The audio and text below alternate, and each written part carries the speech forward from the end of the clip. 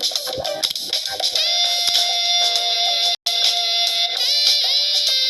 I permanently have a record there, so I should be allowed to bring my poker when I just looked, they have to look somewhere to re-register. Registered.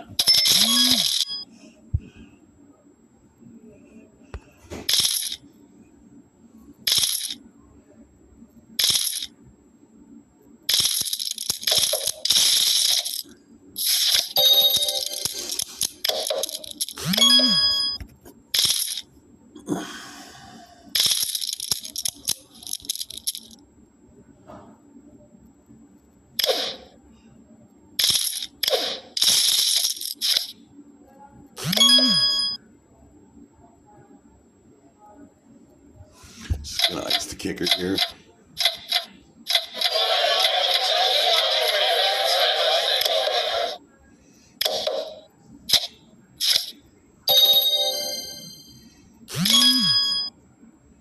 That sucks. Hopefully it doesn't have the backdoor flush.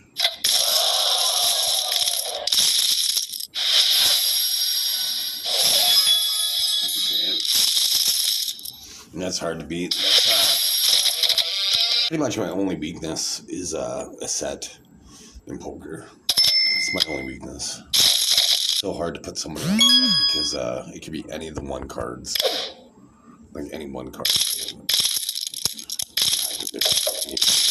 Cards, because cards is plural and one isn't. So it could be any of the cards, basically. Any one of the cards. So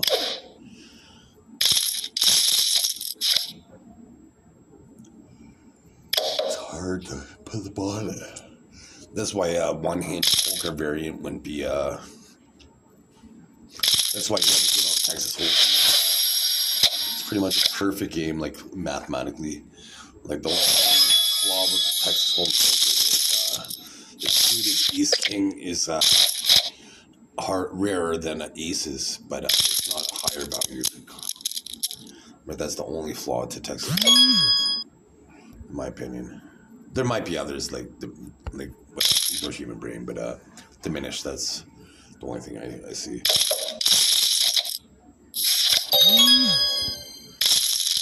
My brain has is quite more capable than what I. Considerably more capable.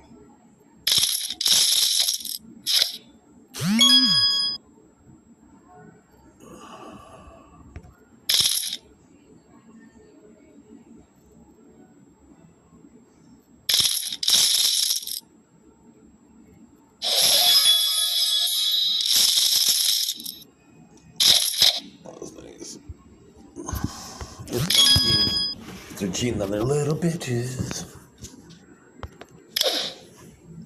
And these men, they're so cowardly. When I say little bitches, they try to offend.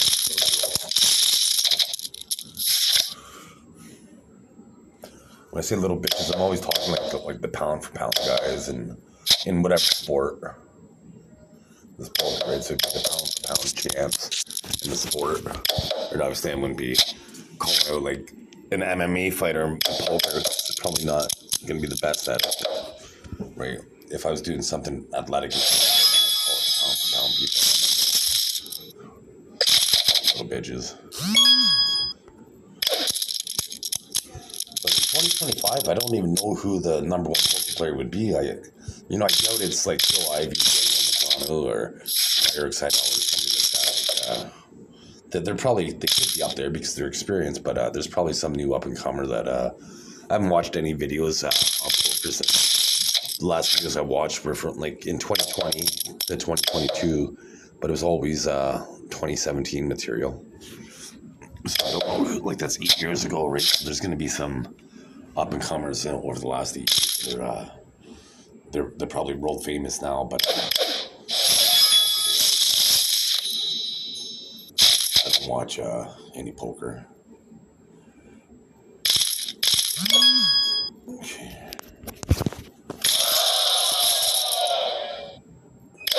But they say in poker, you never want to go all in because you're going to get disappointed. Kings or aces, right? But every once in a while, it's good. I really go all in pre-flop because there's 5 community cards, so you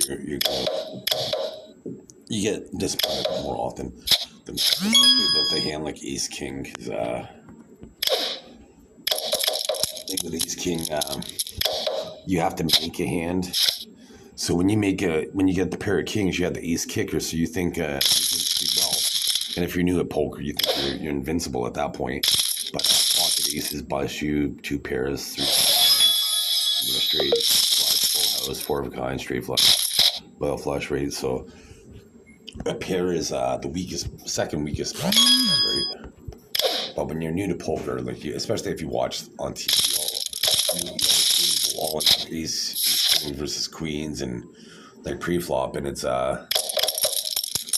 I think if they go all in pre-flop with those cards, I think they're not skilled enough to play after the flops. So they're kind of intimidated to play because maybe like 20 years ago that was a good strategy, but now like there's so much chance. Right? Even pocket aces, you're an 80% favorite head. So that means you're gonna lose 1 time out of 5. You're still gonna lose 20% of the time, right? So I like to, almost like cold water, kind of proceed with caution. Make going slowly. All right, and if you go on with pocket aces and there's more than one opponent, then your odds are, you might be 50%. When there's like 3, so like have a half, like a 50% chance. But people think they have pocket aces, so they think they're gonna, all they see is money in their eyes, and they think they're gonna double up. A lot of people get busted all the time. I personally make more money off of 70 aces because they rig it for me, but in money I've made more money off pocket or 7 deuce than I have pocket aces considerably. Because there's an artificial intelligence system that rigs my performance, so they're expecting me to play pocket aces, but they're not expecting me to play 7 deuce, so I'm more likely to win. That's why I play random cards, because the artificial intelligence doesn't expect me to play it, so I have a better chance of winning. Because there was a good 3-month period where I was playing, because I used to play strict, I used to play really strict, and like ace 10 would be atrocious to me. Like I wouldn't even think of calling like flop because ace jack, ace queen, ace king, ace, but it makes the broad straight. But typically you'd want it to be suited and to have the flush draw, right? The more possible outs you have, the better your chances are. Okay, so here's where I'm gonna win. Oh no!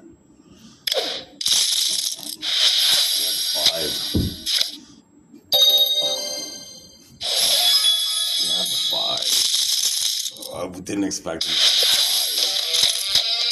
This thing about poker, right? You have to take the chance. You have to take chances. You have to go all in and not. I think you could win it because when money's in the middle, it's no longer your money. Put money in the pot. It's no longer your money until you win the pot, right? And you're not guaranteed to win the pot. So you gotta assume it's not your money, right? So you don't want to, invest in a sinking ship. So you don't want to be chasing out, like chasing a hand. You have very little chance to win with.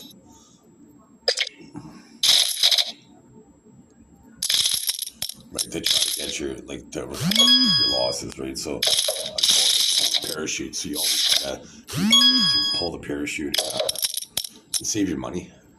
Because one of the skills in poker is to maximize your winnings, but also to minimize your losses. That's even more important than maximize your winnings, because when you try to maximize your winnings, it's equally important because you get good, and then you're likely to right? So you don't always want to double up or what have you. It's like walking on a tightrope. Like eventually you lose balance, right? If you're always doing it, you have to take your spots and also minimize your losses. the most important thing. I don't know how many times, like, when I play with real money, I put like $20 on and play till I go broke, basically. But no matter how many days but then I'd start playing play money, and then play money I'd play till I went broke, but when you're playing, you're always the brutal reality of poker is you could be perfect for like 10 hours, and then you can run into a big hand and like where you have a flush and they have a higher flush, and then you can lose all your money in one hand. So it's a hard sport. Like Mike Sexton said, it's like you can't like poker, you have to love poker, because it's disappointing. Like you're once again, you could lose it all in one hand. You could play flawless, right? Like if you're playing for 10 hours online, that means you probably played like say 300 hands, and then one hand beat you. You might have played over 100 hands perfectly, but then one hand you ran into one guy that had more chips than you, and then he ends up beating you. And like in a tournament, well, there's only one winner, right? So the team they play flawlessly up until the final hand, and then they lose, right? So it's a hard sport. It's a hard sport. But so that being said, have a good bankroll management. Never risk it all, right? You should never play with money. You should never play with money that you borrow, and never fight. Make sure your eyes are bigger than your stomach, basically. Don't play in a game. Because in poker, there's always a bigger table.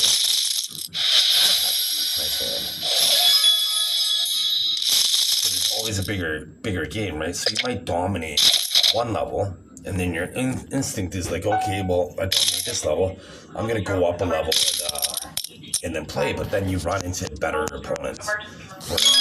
These like the weaker tables, they're not successful. But on the weaker tables, they're successful, but when you get to the higher level table, they're no longer successful because these opponents are more seasoned, right? So have a good bankroll, and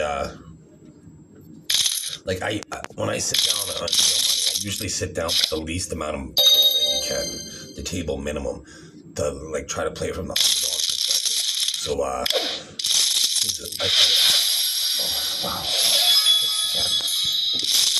get to have trips on the site in this video, and let's tell my hands play because I get to have trips. Quite a few fucking hands. Well, two pair, right? It's real. Usually when you have two pair, you gotta work with it. Let's see if I can just like 2,500 hands.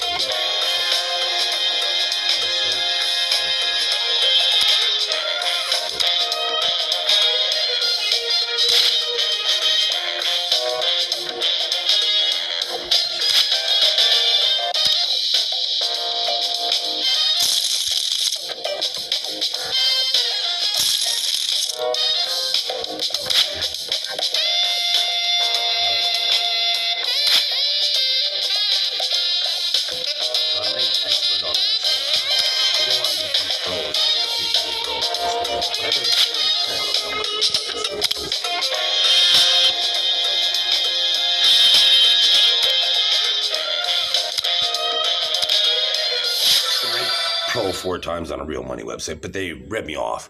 I went from pro to amateur in like 3 weeks, and then I went to pro again in 2 days when they stopped cheating. I turned 40 cents into $257 on a real money website. But then I cashed out $100, and then as soon as I tell people stuff, I told my roommate that some fucking loser. This guy didn't even work last year. Fucking Brian. His skill set is it's not cock, probably.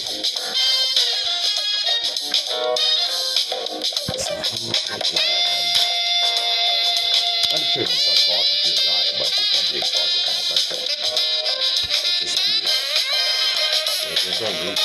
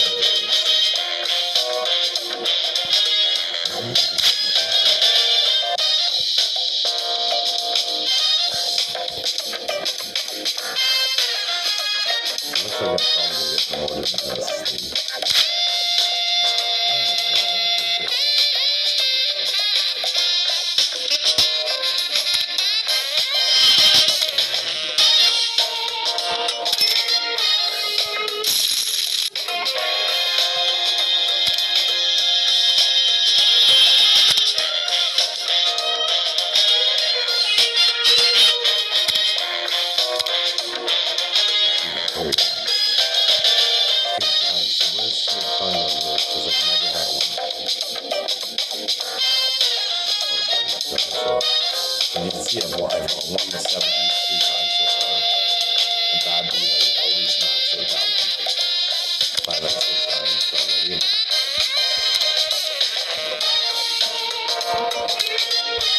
Well, I did have pocket aces. I won the flop.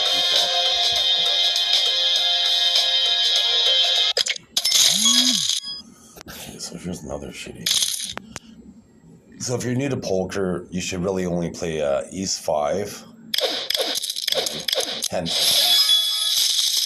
6 through 9, you can't make it straight. Like, that's why Ace is the best hand in poker, because you can make 2 different types of straights. It's hard because you can only make very rarely do you have an open-ended straight draw possibility, but you can make 2 straights with it, right? So and it can win the high card, right? And it's the best high pair, so it's the best card in poker. So usually if you play with Ace 10, you'd want it to be suited, because then you can make the straight, or you could possibly make a flush, right? So you have more opportunities. And other than that, you have the 6 7s. You'd have the 3 aces and the 3 10s, right? So you got to play with pot odds and outs. So I'll explain pot odds next hand.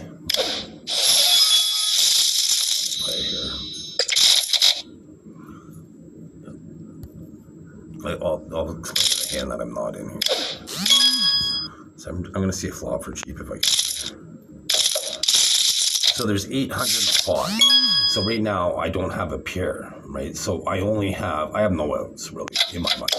Like technically most pros would say they have 6 outs because they've got the 3 3s and the 3 2s, right? But the chances are if they have the queen, they have me beat. The 4, they have me beat. The 8, they have me beat. So I have no outs. So I'm just checking, because I might try to steal the pot. But even if I made a pair of 3s, I wouldn't expect to have a winning hand.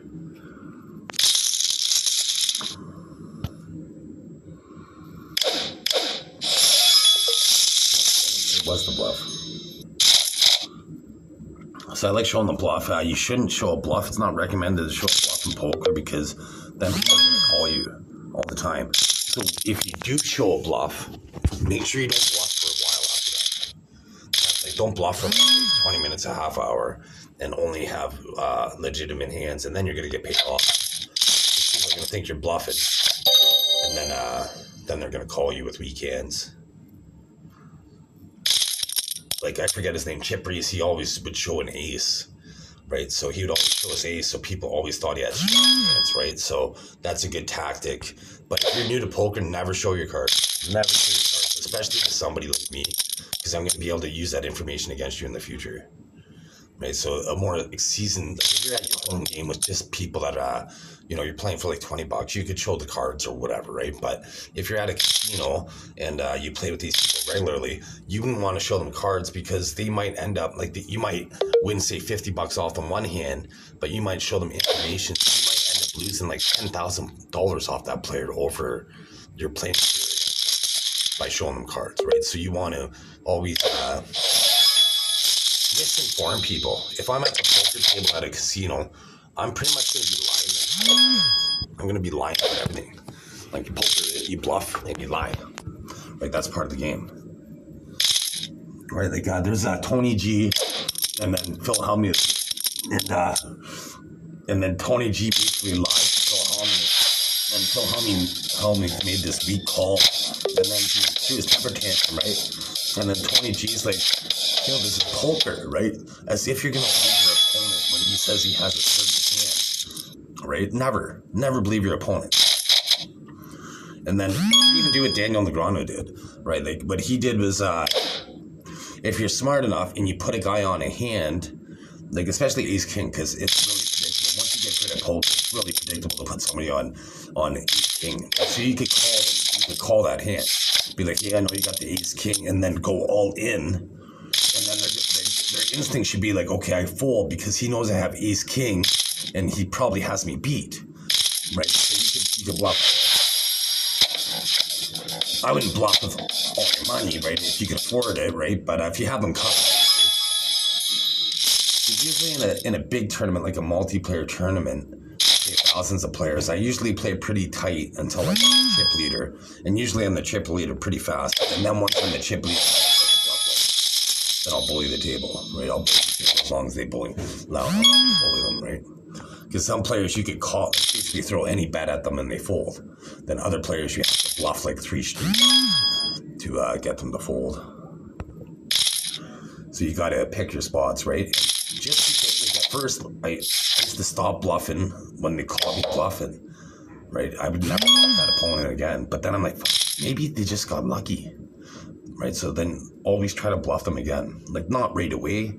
Like you got to get ready, right? Like you have to, in a tournament, like most series of poker, right? It's a 17-day tournament, right? So you're gonna be sitting with these players all day long, right? So then, come on, nice.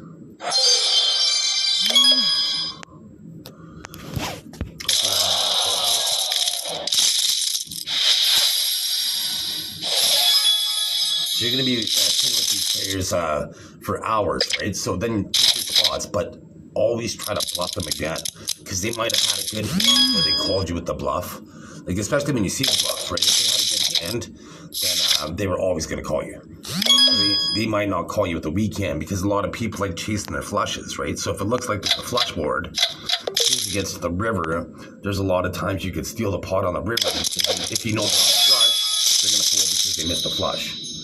Right?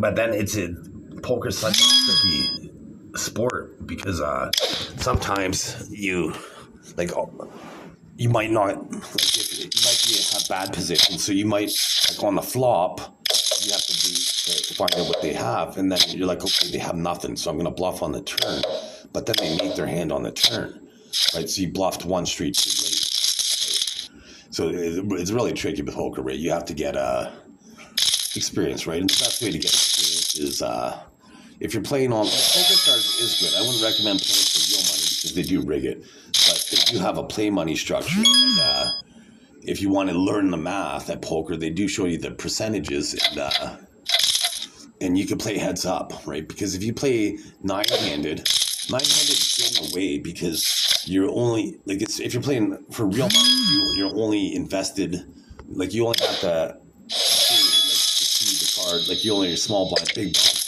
2 hands out of 9, right? Whereas 5-handed, you're playing like you have to put money in 40% of the time, right? So I love 5-handed because people have to be able to spend the deep end 5-handed, right? Because you can't play strict poker. But if you play 9-handed poker, you can pretty much wait for ace king, or you can wait for big cards because you have a lot of hands to do it. Where you only invest in where you only have to pay the small blind, the big blind, 2 times out of 9, right? So you can wait for bigger hands. But 5-handed, if you wait for bigger hands, you're going to blind it off and you're going to get destroyed. It's like, okay, they're gonna see, and if you're an observant person like me, like you're gonna notice that, okay, they haven't played for like 10 hands and now they're investing money, right? So I pretty much fold all the time because they're not active enough, right? So there's an expression, you gotta give action to get action, right? That means like when you play against the pros, they're gonna know if you're playing too tight, then as soon as you show any aggression, they're gonna assume that you have a big hand because you haven't played for like a half hour. And then all of a sudden you're playing a hand, you're investing in chips, and right, so they're gonna assume that you have a big hand, right? So that's why there's that expression, you gotta give action to get action, right? So you gotta lose loosen up a little bit. Like there's this one guy, I only seen him in one tournament, but he's kind of like a huge motivation, like for me, because I seen him play like 5-6, right, on TV, whereas everybody else, they were playing like really good hands at the time. This guy was playing like loose, and it's like, wow, and he had lots of chips, and so I wanted to become known as an any 2 card player, right? So basically, if you're playing for real money, avoid the guy that's the best at the table. If you're new, avoid the guy that's the best at the table. Let them push you around for a bit, and then once you have a good hand, punch them in the mouth. Kind of punch them in the mouth, and make them pay for it, right? But let them push you around for a bit. Let them get a false sense of confidence, bluffing, and then punish them for it with a good hand. And never play their game. Never play their game. Always play your game. As soon as they try to make you play their game, then you're going to lose, right? Because they have more experience. Here's why you're going to lose. Because they have more experience playing their game than you do, right? So they're going to be more experienced. Always make them play your game. Never play their game.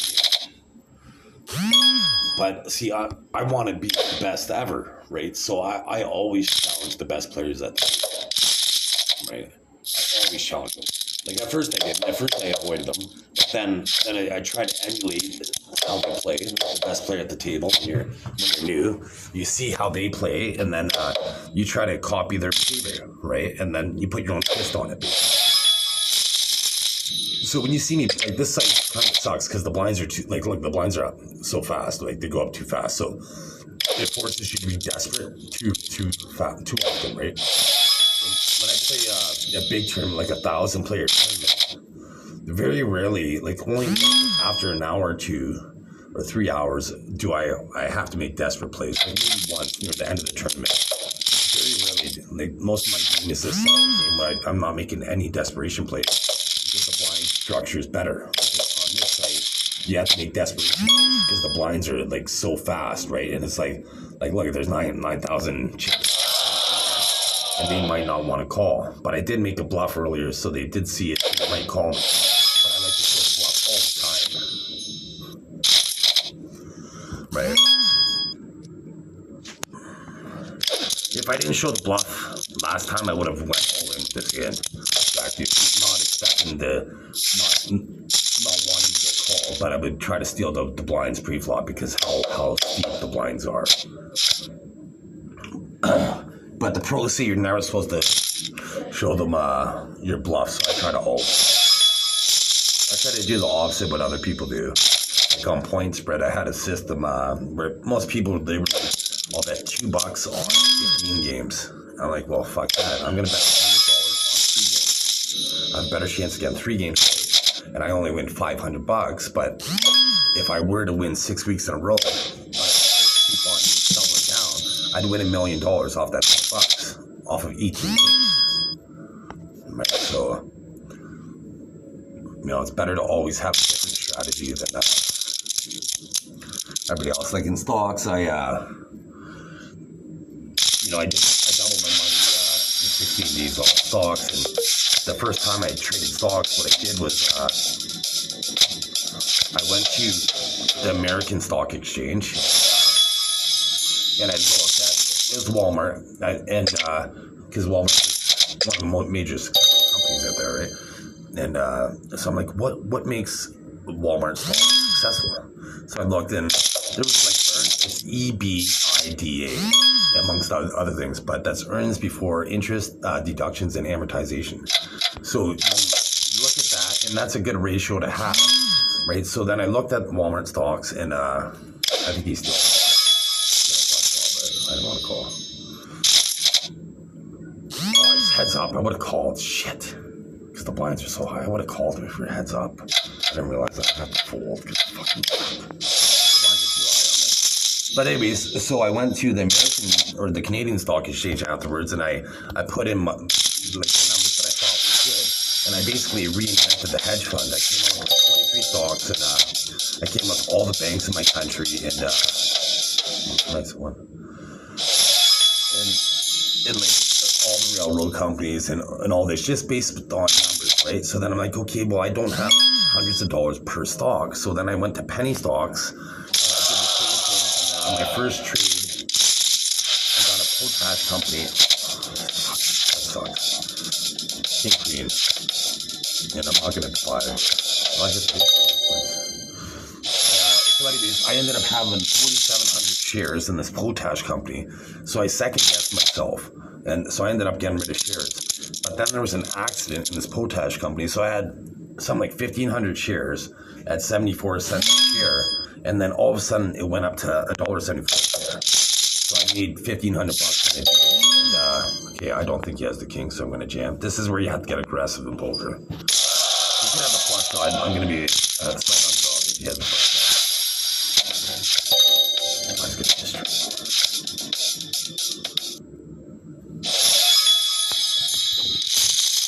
So I second guessed because I played this real-time stock game.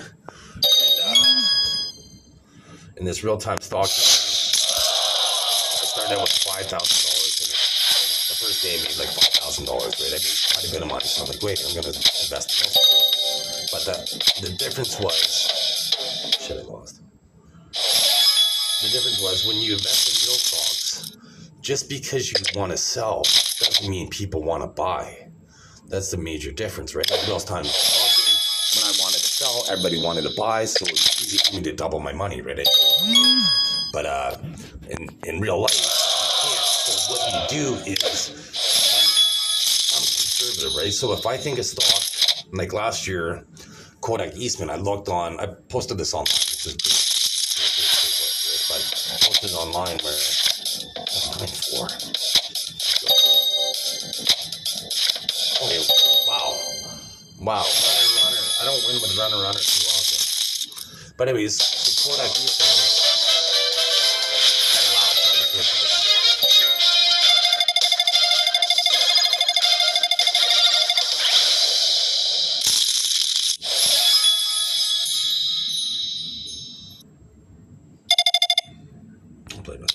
So anyways, Kodak Eastman, I looked at it because, everybody has a cell phone camera, but a real camera is better because you could zoom in and there's better features, right? So everybody should have if you go on a trip, like I was in Niagara Falls, like if you go on a trip to Niagara Falls or something like that, you don't just want your cell phone camera. You want to have a good camera, right? That could do panoramic views and things like that, right? To make pictures, right? Because the good thing about a panoramic view is you take 3 different pictures and then you can blow it up and of it. Everybody should have a really good camera, right? So I looked at Kodak Eastman on April 24th, and it was like $1 or so under its 52-week high was like $6 a share, and it's trading at like something like 5 or 4.35 or something like that. So I'm like, well, nice one. So I'm like, if it came down over the next 2 days, I'd buy it, and then if it went up, I would have said, so the whole trick is, I would have said, like if I bought it did go down on August 26th, 2 days after I said this. So I would have bought, say I bought $1 million worth, right? I would have immediately, when I buy stocks, I immediately put a sell order in at a certain number. But I wouldn't have got greedy. I would have put it at $5.90 a share, right? So 10 cents under its 52 high, thinking that it would recover. And then, so 2 months later, it did exactly that. It went to like over $6 a share. So I would have cashed out at like $5.90. So I wouldn't have maximized my profit, but I wouldn't have got greedy. But the thing about putting a sell order immediately is like, it's like standing in line for when a new phone comes out, right? You're the first in line, right? If you do it immediately. So I would have been standing in line to sell my shares basically in April. So now come June, when it went up, people are going to try to sell it that day, but I was already standing in line for 2 months. So that means I always sell my shares before they do, right? So I'm always going to get paid first, right? So whenever when I buy a stock, I immediately put a share in to see like where I want to cash out at. Like, so typically, so in that scenario with Kodak Eastman, with a 10-minute decision, I would have made $237,000 profit off of per $1 million. Now, if I had all my money, I probably would have invested maybe $50 million. So I would have made about $25 million. maybe not 25 million. What would it be? Well, 230 times 50. So that's 25 times 50. What's that? Well, 25 times, that's about maybe $5 million. It's probably about ballpark $5 million profit.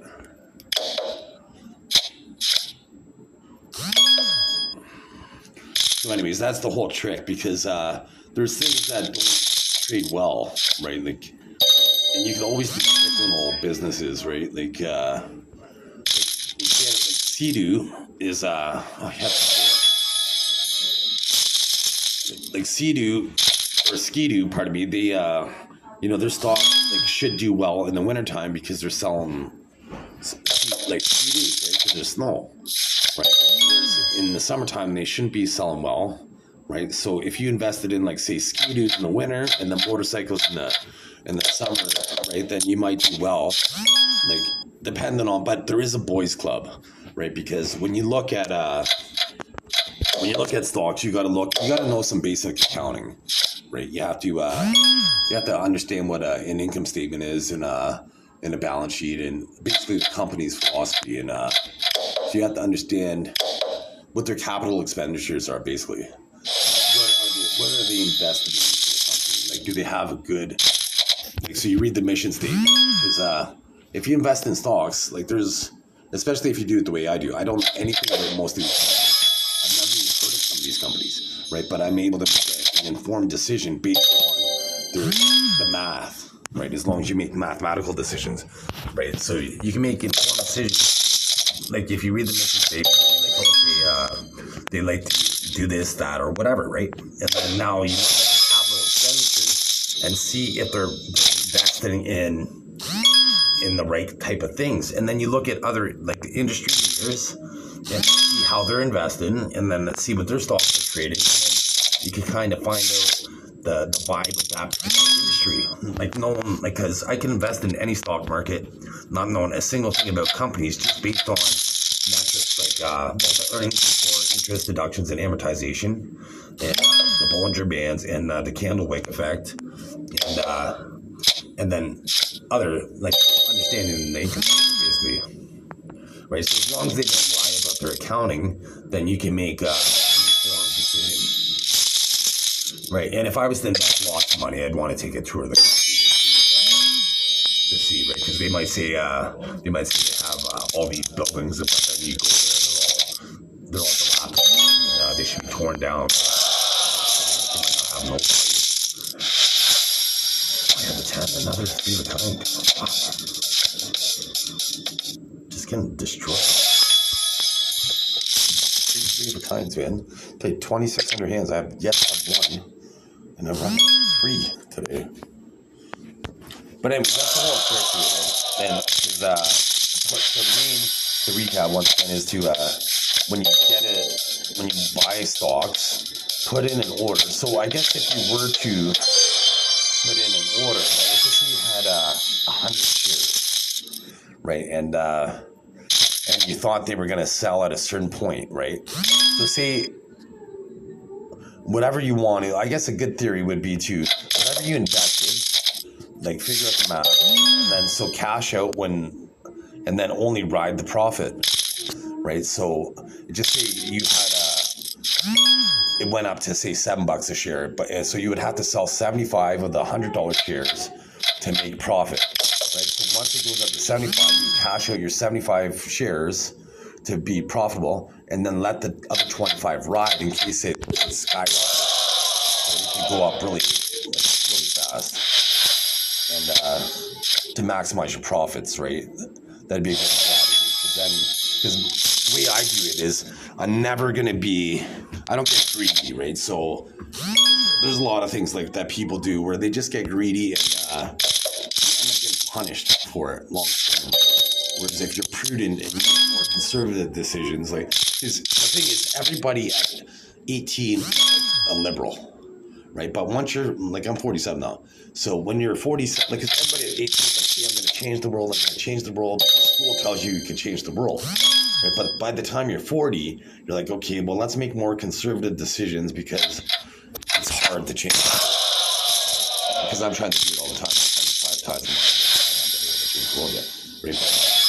But anyways, so that means, like, because with a liberal government, they want a big government, but a conservative government, they want a smaller, more efficient government, right? So once you're 40 or so, that makes more sense. Like, so the Republicans in the states would make more sense because they would have a smaller, more, like, it's almost like having a professional army that's, like, say, has 300,000 people rather than a million-person army that's just too big for people, right? So it's having a conservative approach, right? So in the future, I'm going to be king, so I'm going to be the monarch, but it's going to be a social republic. So it's going to take elements, like democratic elements that are liberal, and then conservative elements at the same time based on that budget. So every time, like in the States, there's a two-party to explain it. But in the States, the Democrats always have good points, and the Republicans always have good points.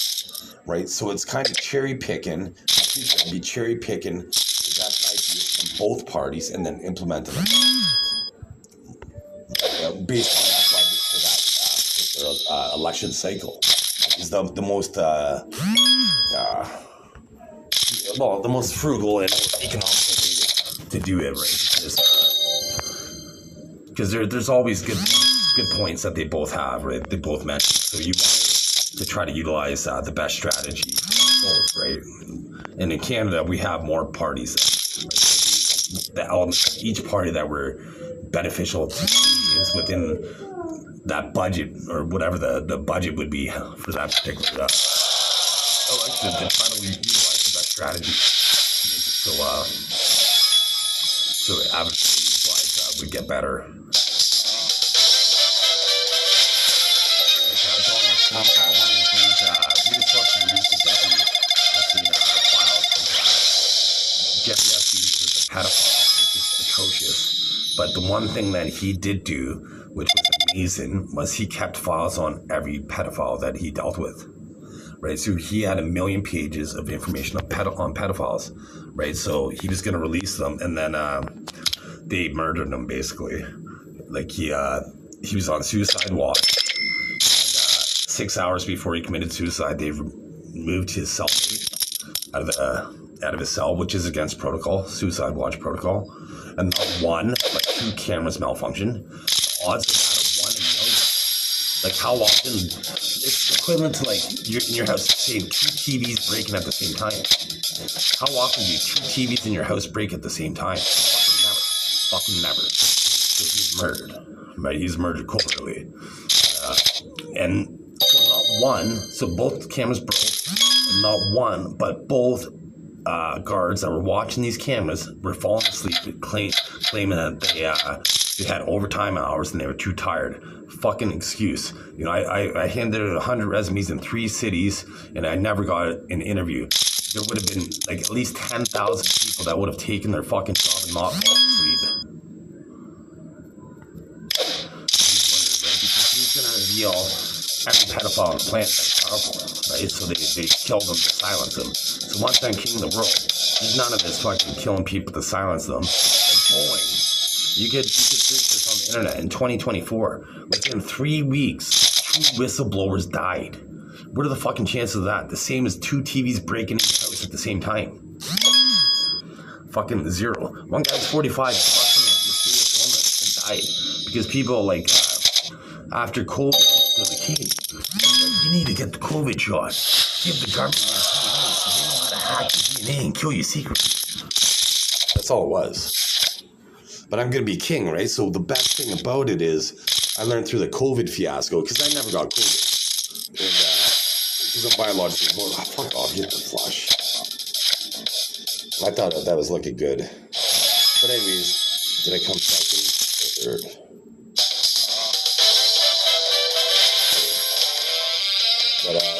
But anyways, the COVID fiasco, what they taught me was people are willing to do anything to travel. Like they're willing to give the government a deal. Once I'm king of the world, I'm going to restrict these people and not allow them to travel throughout the world. But other people that I like, I'm going to allow them to travel wherever the fuck they want. They're going to be able to travel for 6 months of the year. Because I'm going to stop immigration, because if with immigration, unfortunately, complexion changes. Since I'm biologically immortal, meaning I'm gonna live forever unless I'm hurt. So that means I don't want China to change complexion in the future, and I don't want, say, America to change complexion in the future, or Russia. I want them to look ethnic Russian, ethnic American, ethnic Chinese, right? So if I restrict immigration, it prevents everybody from merging their DNA and changing complexion, right? Because if not, ethnicities are gone in the future. Because in the future, everybody's going to want to be blonde hair, blue eyed once they find out about me. Right, so because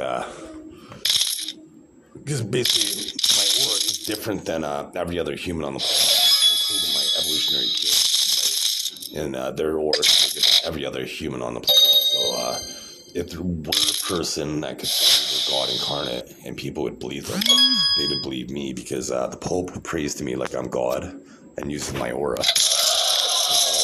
Religious figures. That's why that last Pope died, because they got pissed off. That's why Canada right now is in mental health story. And even though I could adjust the testosterone, I should drink my voice.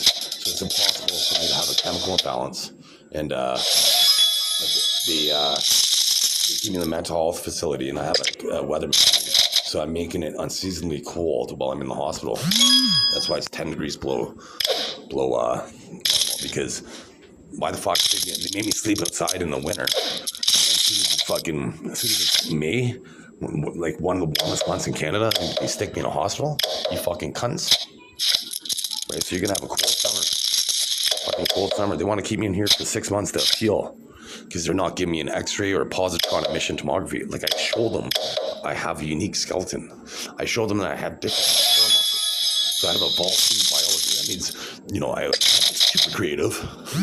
I have this is my announcer voice, and Smarticus is able to show us that and tell us things like, basically, with the flat world. People are like looking at a flat world, and but they look up at the round sun, and then once a month the round moon, but they think the Earth is flat. Fucking idiots. They're fucking idiots. How could the sun be round and the moon be round, but the Earth be flat? If the Earth was flat, it would only get sun 6 months a year. 6 months of the year, it'd be underneath. It'd be above the sun, so it would always, the sun would only be shining underneath where people aren't. So it'd be dark for 6 months of the year. And then people for thousands of years thought the egg came before the chicken. And this woman today said, I'll tell you what she said in a sec. But it's like, so how did the egg get up in the tree, first of all? Right? Because eggs, turtles or whatever, like these animals that have eggs that aren't in trees, they bury them because other animals eat those eggs. Right? So how did the egg get up in the tree? How did the egg build a nest? And how did the egg incubate itself? She's like, well, the egg's self-incubated. Well, no, dumbass, because if it's self-incubated, why the fuck did chickens afterwards always sit on the egg incubator? They always would have self-incubated. These people are fucking idiots. I've been told by 2 people I'm the smartest person on the planet. I've been the first in the world in 2 games. I'm the best non-cheat at most things I do. Like poker and in any first-person shooting game. There's this tank game. I was ranked 1,000. 1,000 in the world, and I would get shot lots through the screen. They would tell me, I'd be in my base, and they'd kill me in the base lots. But I had like a 10 to 1 kill ratio. Like most first-person shooters now, like say a 2 to 1 kill ratio is good. Mine was like 10 to 1. Right? I drive the tank backwards. I always do things different than people. Like, I came up with a new strategy for Sudoku. I'm gonna get this blush. But anyways, even runner. Fucking lucky. But I always do things opposite. Like Sudoku, I had a system for a 50-50 system. Every single puzzle I used, did for months. Well, for over a month, all I did was play Sudoku all day long, and but every single puzzle, this 50-50 strategy worked. I could eliminate every other 7 choices and make only 2 choices for each cell within like 15 minutes. So the hardest puzzles I could solve in like 45 minutes. And so I emailed the World Sudoku Council, and then after that, artificial intelligence made it so I now had 3 choices from hard puzzles. So they use artificial intelligence to find puzzles that suit my strategy. Like in blackjack, like I'll just give you a quick recap. If you want to count cards, like you can do it, but you're gonna get caught at the casino eventually. But if you're random, you wouldn't. But 2 through 7 would be -1, 8 would be 0, and then above 8 would be +1. So if you see 2 7s, it'd be -2, and then now you see 4 10s, it'd be +2, because -2 + 4 would be +2. Right? So if you just do that, and then once you're at +10 or plus 12, that means there's more bust cards. So then you'd want to start increasing your bet, because the dealer's more likely to bust. Right? But I don't recommend counting cards. With that being said, what you could do is you could have, like almost in poker, there's outs in poker. Like right now, I have a jack 4, so I have 3 jacks and 3 4s to make my hand without any pre-flop, without any straight or flush possibilities. So right now, I don't have any other additional outs. Right, so in blackjack, if you have 12, you have basically 36 outs per 52 cards to make your hand, so it's advantageous to hit. And mathematically, like they want you to hit on 15 at the casino, and if you do every single time, mathematically you're going to be a losing player 3.8% of the time. So you don't want to do it. And remember, when you're at the casino, like another players are going to get pissed off at you for not hitting, like by following like common blackjack strategy. But remember, it's not their fucking money; it's your money. So don't care what they think, because the only time you should hit on 15 is if they have a high card shown, like if they have 7 or higher, probably.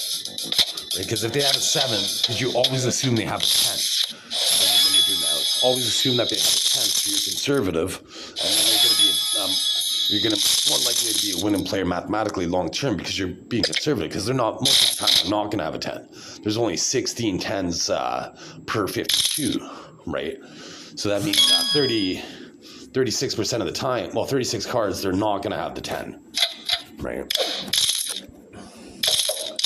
So you're going to be conservative, but do the outs. If you do that, like, so once again, if you have 18, you would only have 12 outs per 52.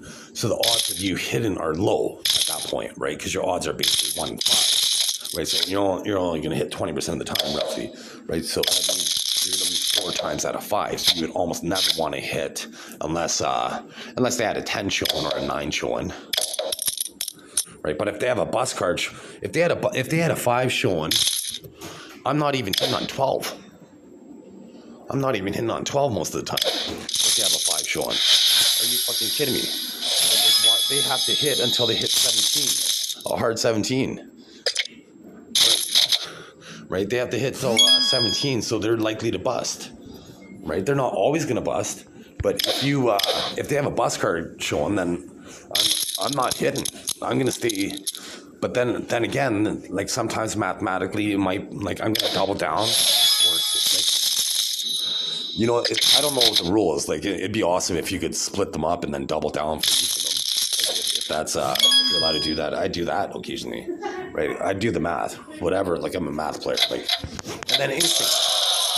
Right? But I'd switch it up. Right? Like if I won 2 hands in a row, mathematically, the odds of me winning 3 hands in a row are slim, right? So I'd lower my bet, right? Like if I won, like, so just say I bet in like say 20, and I won 2 hands in a row, I might go down to minimum bet now, because until I lose a couple hands in a row, and then I'll go up again, and then just play the rhythm, right? Like but mathematically, you're not going to win. Like I said this to my son, and I let him win 6 hands in a row, but the odds were 1 in trillions. Odds were 1 in trillions, or more than that, for him to win 6 hands in a row. Like play the rush, like if you feel lucky, but at the same time, it's hard to win multiple hands in a row, right? So that's They don't. Like if you won, say 3-4 hands in a row, the odds of you winning the next hand is virtually none. So go minimum bet, and you'll be a long-term winner, right? You want to be when you play anything like poker or blackjack. These are the only two beatable games in a Western. You have to make long-term decisions mathematically to be a winner. So it looks like I got knocked out here. I have to hand my phone now, so I can work it. But anyways, that's it. So I'm gonna upload this video. But yeah, to make good stroke, like learn if you're new to poker, learn about poker outs, pot odds, and then I did post a video on my TikTok account. It's www.change.org/technology. My TikTok handle, and it looks like writing on paper, but it's my philosophy on blackjack. I don't have